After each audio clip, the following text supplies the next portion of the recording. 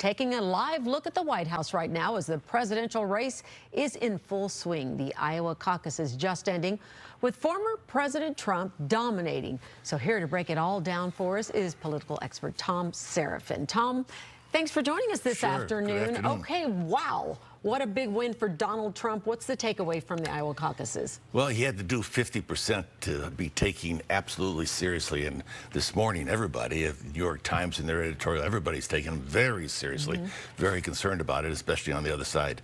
But they go to New Hampshire now. And Nikki Haley has a much better opportunity in New Hampshire than she did in Iowa.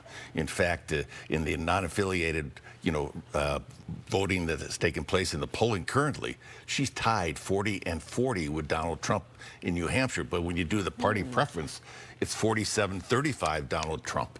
So they have that option to play that game. She hasn't really campaign for the unaffiliated voters. I think she's going to do that this week. I mean, that's her only shot. And if she wins New Hampshire, they go to South Carolina. Okay, so and we know what could happen in South Carolina. Let's talk about this. So let's talk about the race for second place here, okay, between DeSantis and Haley.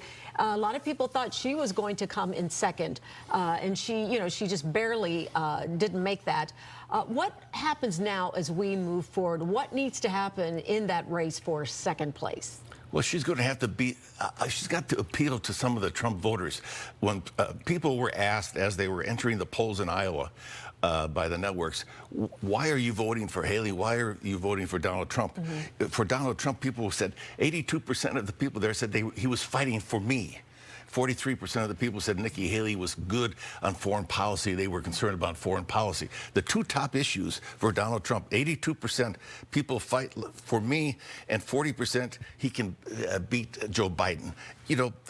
And 66% for Haley voters said we're going to vote for somebody with the right temperament. So she's obviously the moderate, more liberal Republican. New Hampshire plays to that for her. There are a lot more New Hampshire Republicans that are part of the moderate liberal base. So she's got a real good shot up there in New Hampshire. Then they go to South Carolina, her home state, where she was governor. Although there's a lot of evangelicals and others there for Donald Trump. So it's not over, but it's close to being over. If she doesn't show New Hampshire, it's a done deal. Donald Trump is going to be your nominee.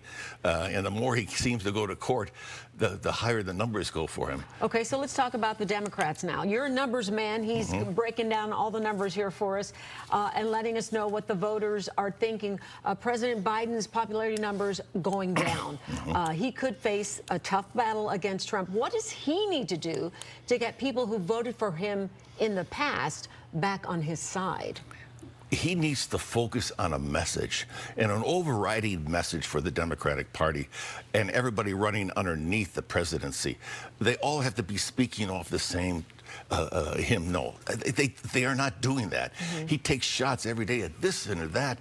It's just so unorganized. If you're running a campaign, you need real discipline on your narrative, and everybody has to be reclaiming it on the campaign trail over and over and over again. They have to decide how they're going to run. Are they going to run on the border situation? They're going to run on the economy, obviously, because that's the best thing they have going for him right now. But you don't see evidence of that, and that's why his numbers are at 33%. The border, Ukraine, two things that are falling against him at this point. Right. And the more you go after Donald Trump, for example, last night, MSNBC refused to air his speech after he won the race. Well, those numbers go up for him when people hear that. They think he's being picked on already. Most people think even if he was convicted of a crime, they were going to vote for him. So, Iowa's different. It sets the table, eliminates some of the stragglers, which they did last night. Now we're going to see who's got it. Governor DeSantis, he came in second place. He should do a lot better with all the money and all the recognition he's had. He was a disappointment. Nikki Haley, not really a disappointment, but she came in third. Okay. Well, we'll have to wait and see, and Thom will be here with us as we're watching this very exciting race that's coming up. We appreciate you joining us this morning, Thom. Always good to see you.